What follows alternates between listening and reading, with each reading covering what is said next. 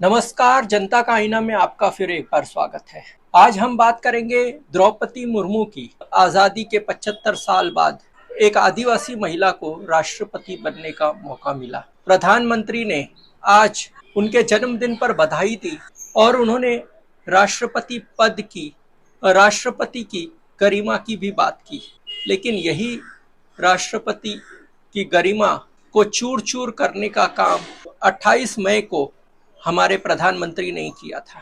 28 मई को संसद के नए भवन का शिलान्यास करने का काम, भवन को राष्ट्र को सौंपने का काम का कार्यक्रम था और उसमें हमारी राष्ट्रपति को नहीं बुलाया गया था, जबकि पूरी संसद उनके नाम से चलती है, पूरे सरकार का काम उनके नाम से चलता है और वो संविधान के आर्टिकल 79 के हिसाब से भी संसद की एक सदस्य है। जैसे लोकसभा होता है, राज्यसभा होता है और राष्ट्रपति होता है, लेकिन उन्हें बुलाया नहीं गया और उनको अपमानित करते हुए उनको न्योता तक नहीं दिया गया।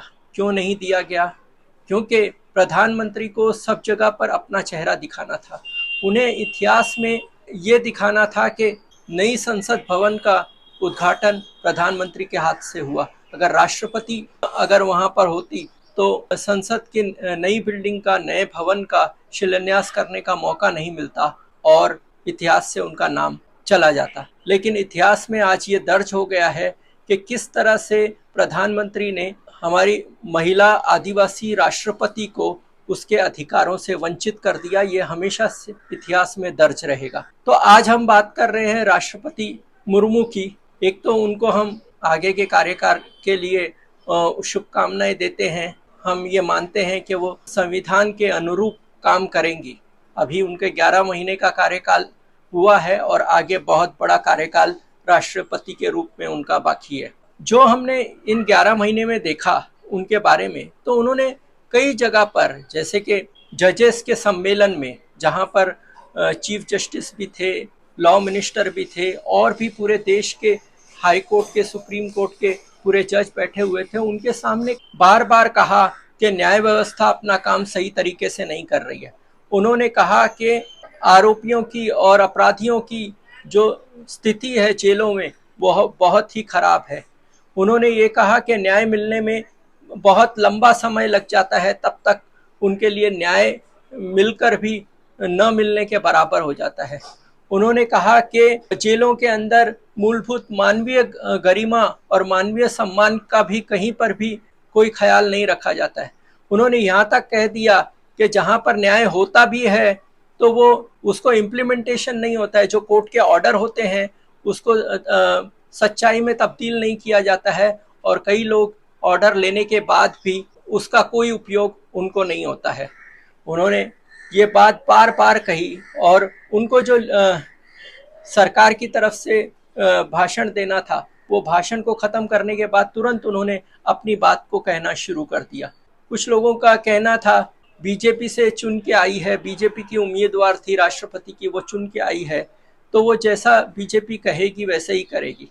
लेकिन जो उन्होंने ये बातें, मूलभूत बातें की, वो बहुत ही ये संदेश देती है कि उनको गरीब का दर्द का एहसास है। जब वो झारखंड की राज्यपाल थी तो उन्होंने कई अध्यादेश, कई बिल जो है सरकार को लौटा दिए और उन्होंने कहा कि ये सही नहीं है और उन्होंने उस पर हस्ताक्षर करने से मना कर दिए थे।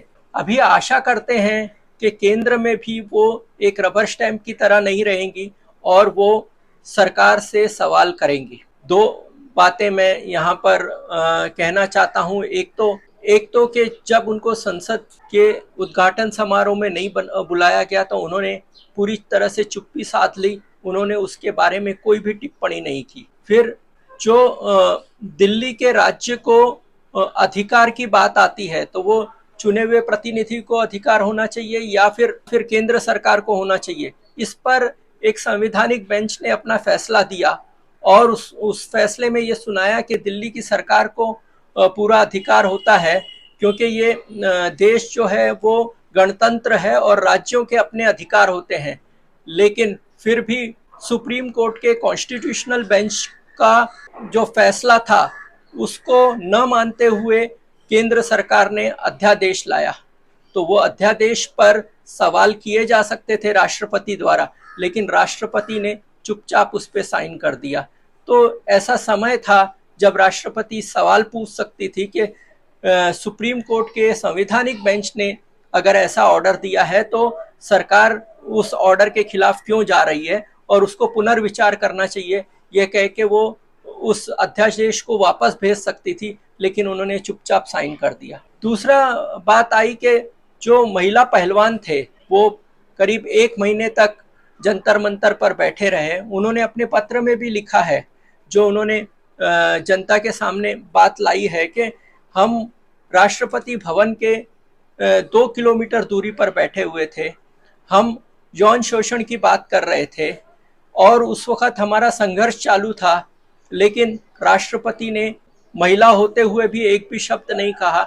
इसलिए हम अपने मेडल उनको देना चाहते थे, उनको समर्पित करना चाहते थे, क्योंकि हमें न्याय नहीं मिल रहा है, लेकिन उनसे हमारी आशा भंग हो गई, इसलिए हम ये गंगा में बहाने के लिए निकले हैं।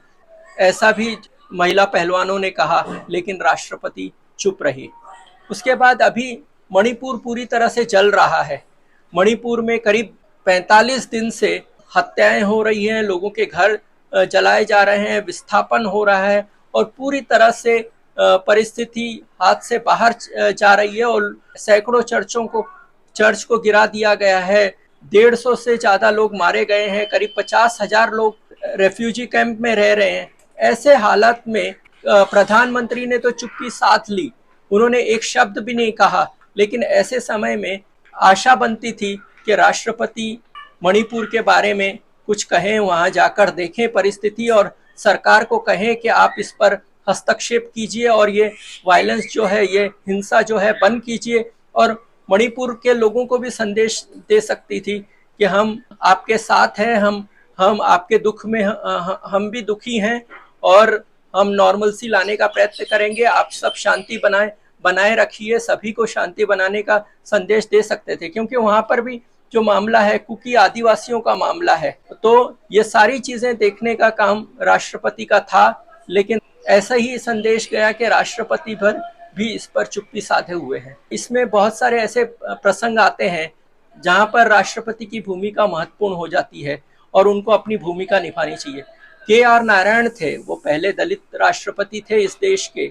उत्तर प्रदेश में राष्ट्रपति शासन लागू करने की बात आई तो उन्होंने बिल लौटा दिया गुजराल सरकार से कि हम इस पर साइन नहीं करेंगे, आप पुनर्विचार कीजिए।